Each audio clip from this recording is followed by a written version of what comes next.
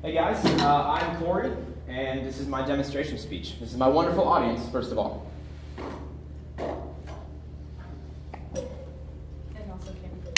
I'm going to teach you guys how to play drums, okay? So we're going to do this.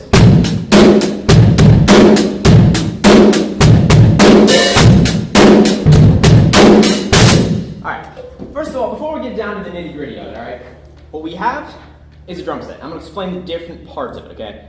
Well, to be fair, this is a part of a drum set, the most essential parts, because we're not going to lug everything from the sanctuary in here just for a 5-minute speech.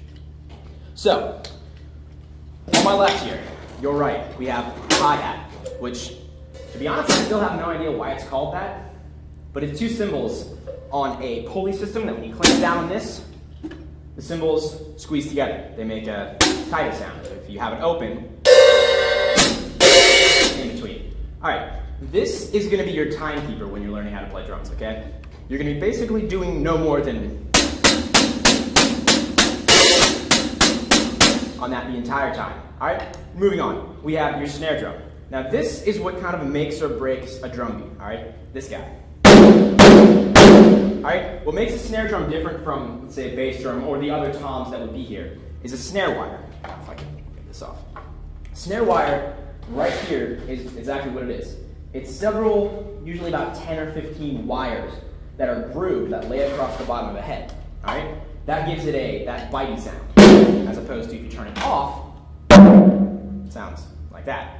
So, and the last piece we have right here is the bass drum, okay? It's exactly what it is. It's the bass, all right? It's the low end of the rhythm. So, it's got a pedal back here. I don't know if you can see it, but it's basically a spring-loaded pedal where push down, the beater goes forward. All right, let's get right down to it. So, we're going to start off, just take your right hand and you put it on your hi-hat. You put your left hand on your snare drum, all right? This is what we call playing position, okay? For right-handed. If you're left-handed, it's going to be like this, but you're right-handed for, demonstration's sake.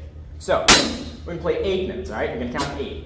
1, 2, 3, 4, 5, 6, 7, 8. 1, 2, 3, 4, 5, 6, 7, 8. Or the more technical version, musical version.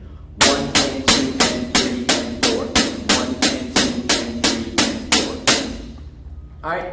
So, the next thing, we're going to add in your bass drum, okay? Now, if you're counting 1 and 2 and 3 and 4 in, your bass drum is going to be playing when you say 1 and 3, okay? So, let's try it. 1 and 2 and 3 and 4. 1 and 2 and 3 and 4. All right, good. That's pretty easy. Now we add in the third lick, all right? Your left hand on the snare drum. Now, your left hand is going to be playing 2 and 4, all right? So, let's try just your hi-hat and snare drum. 1 and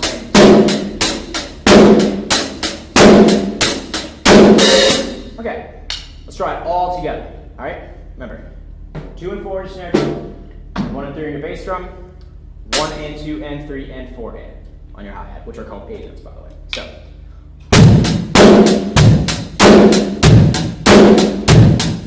all right, super simple. Let's change it up a bit. All right, we're gonna add in the bass drum a little. We're gonna give it a little more something to do. All right, this is the basic rock beat you'll hear in 95% of songs on the radio that are rock, obviously. So instead of playing 1 and 3, we're gonna play 1 and 3. Okay, so instead of we're gonna go.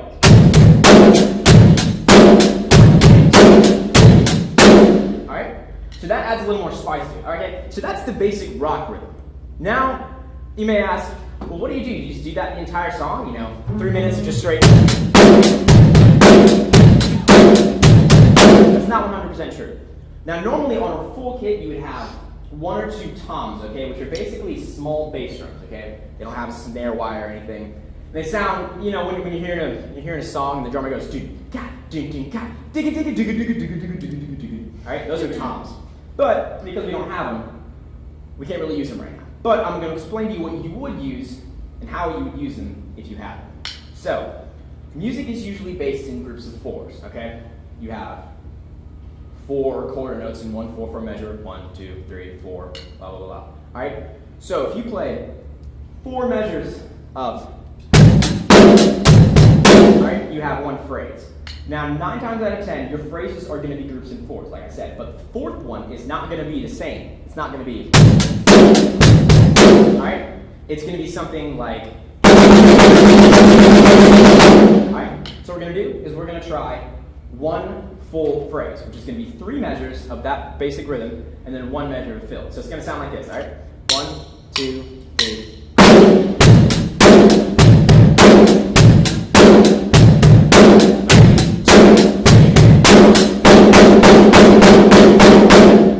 So, if you repeat that over and over, that's pretty much the gist of it, okay? Thank you for listening.